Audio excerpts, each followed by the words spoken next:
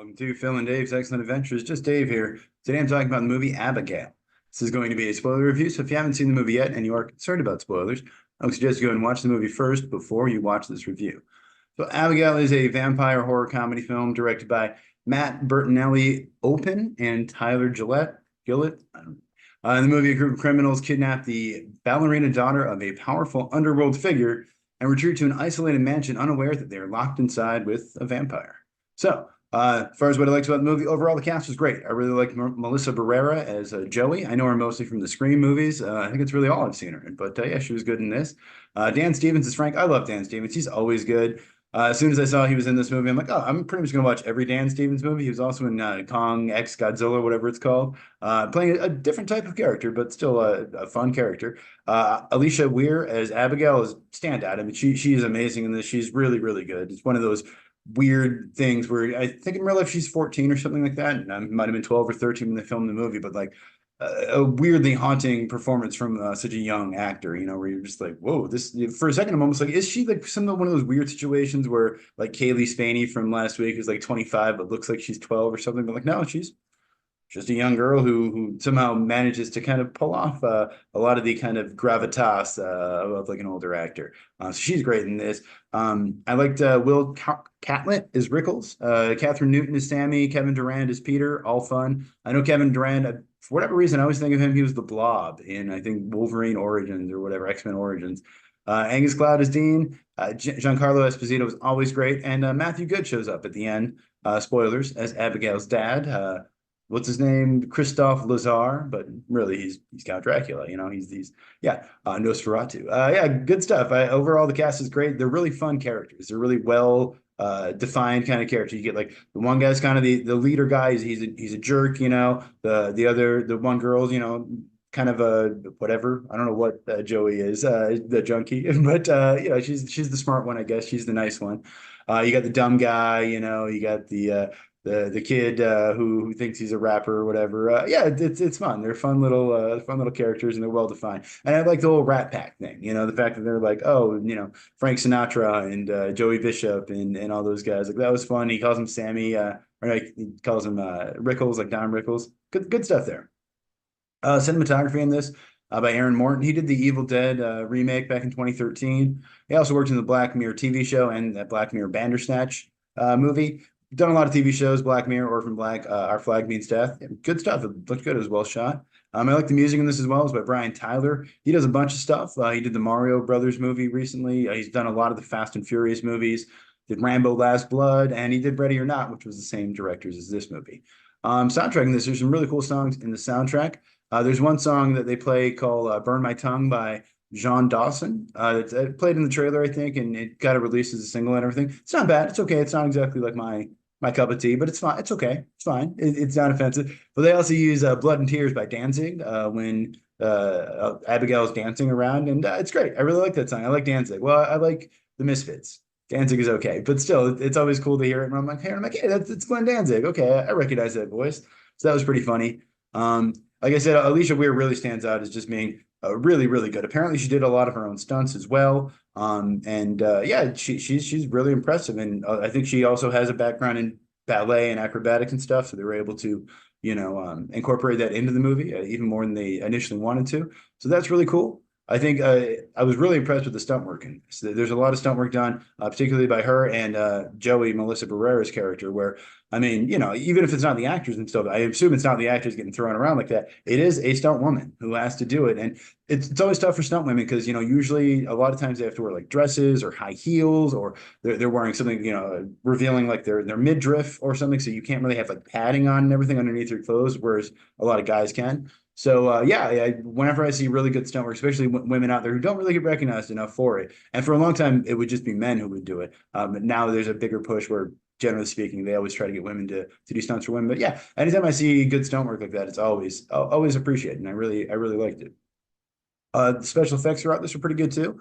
I think there is definitely some CGI stuff in here. I don't remember anything standing out as being egregiously bad or taking me out of it though. But there's some pretty cool practical effects as well. I really like the design of the teeth on the vampires, which was, slightly different than what I've normally seen, I think. Or although I've seen similar for sure. But either way, it looked pretty cool. I love just all the blood and gore. I love that there's just tons and tons of blood in this movie that like by the end of it, Joey is just like covered in blood. Like that's what I want. That's what I want out of a horror movie. I want by the end of it to be all the actors just covered in blood, you know?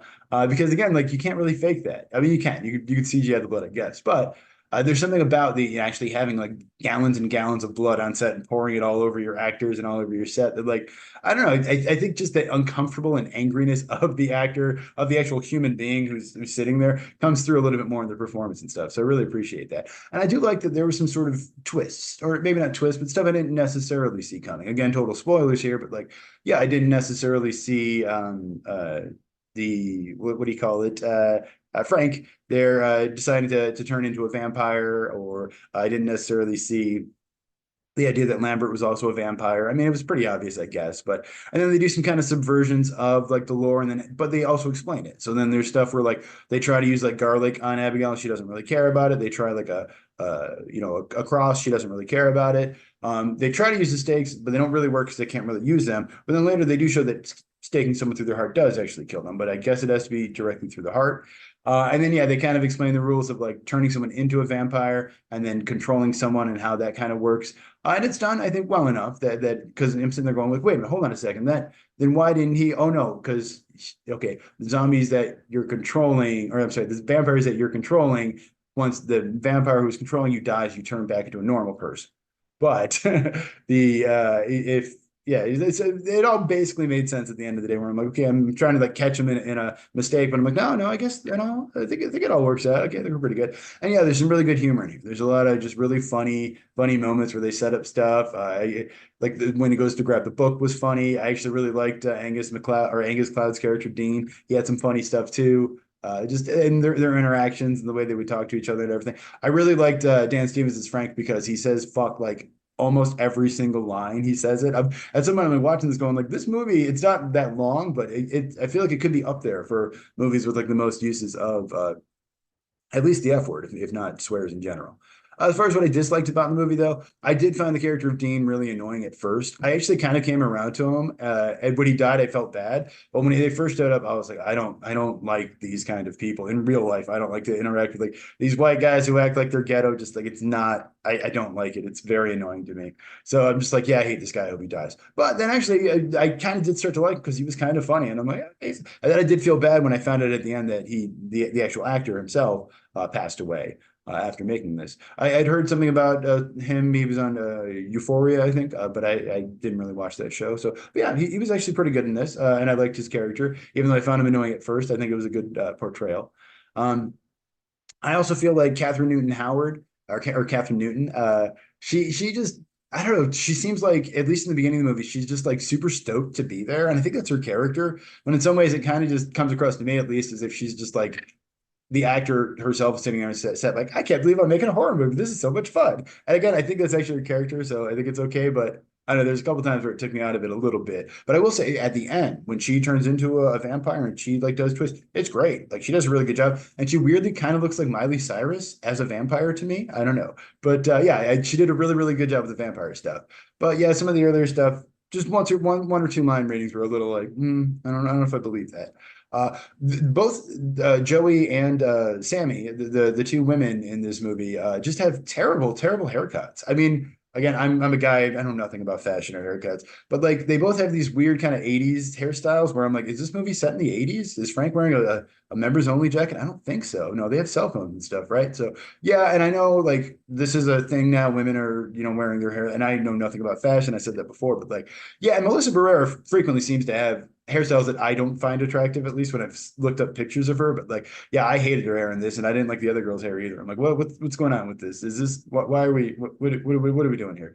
And again, that's just me. I don't know. The movie does take a while to get going, and I feel like they also kind of like they take a while to reveal that she's a vampire, which I would appreciate it if it weren't for the fact that like the trailers gave away that she's a vampire already. So we already know that. And I realize a lot of times the marketing team and the creative team don't really, talk a lot or have a lot of whatever. But like, yeah, the fact they're playing it up like, oh, I don't know about this girl. Like it takes, I don't know, a good half hour, maybe 45 minutes before they finally reveal she's a vampire. And it's like, yeah, we know she's a vampire. You told us that in the trailer. So like, if you're going to do that, either don't tell us that in the trailer, you hinted something's going on with this girl, or don't take so long to reveal that she's a vampire if you're already gonna let us know. But and what are you gonna do? I don't know.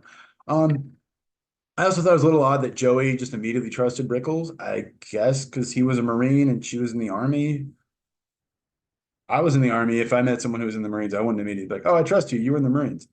I wouldn't trust someone who was in the Army. If anything, I'd be like, I trust this guy the least amount. But I don't know, just kind of a weird, like, where I'm like, okay. I was waiting for it to be revealed that they knew each other somehow. They were dating. Maybe they were husband and wife, and her son is his son as well, or whatever. But no, it was actually kind of a funny subversion where you think, okay, hey, we got to help each other out. We got to take care. And then he dies immediately, like right afterward.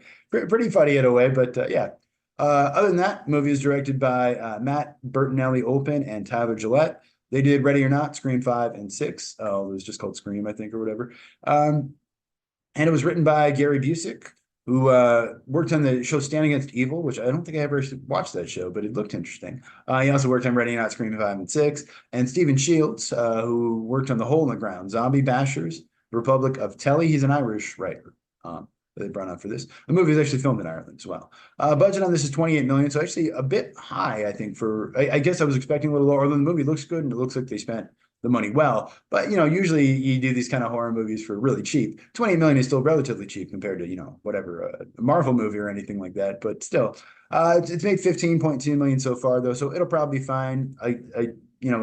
Probably have to make 56 million, usually about double the budget to be profitable, but I feel like it'll probably be fine. It'll probably make some money, so I'm sure they're happy with it. Getting good reviews. The critic score on Rotten Tomatoes is at 84%. The audience score is at 88%, so pretty much in agreement there. Most people seem to like it. The movie is a loose remake of Dracula's Daughter. I think it was initially supposed to be more of a specific remake of Dracula's Daughter, and they kind of went away from it. I don't know that movie very well, but apparently it's kind of well known as like a big lesbian movie. So I'm like, it's interesting. I should definitely have to check that out. But that was from 1936. It was sort of a sequel to the Dracula movie from the 30s, I assume. They filmed this in Ireland at Guinness Manor, which I assume is Guinness, like the Guinness Beer Company and the Guinness Book of World Records. So that's pretty cool. It's a cool house. The character of Frank, what's his name? Dan Stevens, actually based off of Tim Robinson from I Think You Should Leave, which is really funny. And when I read that, I'm like, wait, that doesn't, and he was like, no, the slick back hair and everything. Yeah, okay, I guess I kind of get it. He even sort of theorized that maybe initially they were planning kind of an older, maybe like Italian kind of actor in there, and then they ended up going with him instead, but whatever. His real name in the movie is Adam Barrett, which is possibly a nod to Adam Wingard and Simon Barrett, who are the writer and director of The Guest and Godzilla Kong, The New Empire, which Dan Stevens also starred in. They do reference the book, and then There Were None. That's the book that she tells him to pull to get out of the suit, the what do you call it? The bookcase. And then it doesn't work. It's very funny when he's like, shut the fuck up. And he goes pull it, and then it doesn't work. It's so funny. But yeah, I feel like that's a second reference to that, but that's an Agatha Christie book, and of course, that's not the original title. The original title was very racist. And then they came up with a slightly less racist title, and then There Were None. I didn't realize this, but I read it online. Besides Dean and Rickles, all the characters die in order that matches how much information Joey reveals about them. So, okay, I guess that makes sense because Rickles and Dean had the least amount revealed and they died first. Yeah, okay. That's pretty cool. Also, I guess they die in the opposite order of the way that she analyzes them. Okay. Yeah, again, I didn't notice that until someone else pointed out, but that's pretty cool. There are some kind of minor goofs in here too. Like at one point, Dean draws a penis on Peter's face, but then it kind of just disappears later, which I was kind of like thinking it would be funny to have it on his face the whole time. But yeah, they just kind of forgot about it to get side. I don't know there. And then at some point, yeah, they're waiting for the sun to come up. The sun comes up, but then when Dracula shows up, it's night again. And I'm like, wait, what happened there? It's kind of weird. Also, Frank gets stabbed in the leg, but he seems like fine with it. And I realized once he becomes a vampire, he can heal or whatever, but like, seemed a little weird. And it also seemed like Abigail wasn't really draining the bodies completely. Like, I feel like she wasn't using them very efficiently. She was wasting a lot. She's got like this whole pool full of dead bodies that are all, relatively similar looking in the rate of decomposition. So you're like, how many bodies does this little girl go through? Like what's going on? And there's got to be a more efficient way to do this, But other than that, minor little nitpick things like that. I enjoyed the movie. I thought it was really fun, really enjoyable. It was basically delivered what I was looking for, which is blood and laughs and violence and a little girl dressed up as a ballerina, vampire. That's great. It's a great, wacky, silly kind of premise. I really enjoyed it. So I'm gonna give this movie an 8 out of 10. That's my score, 8 out of 10. But if you like the movie, let me know what you thought of it down in the comments below. Thank you so much for watching. Hope you have a great night. All right, we'll see you here again next week.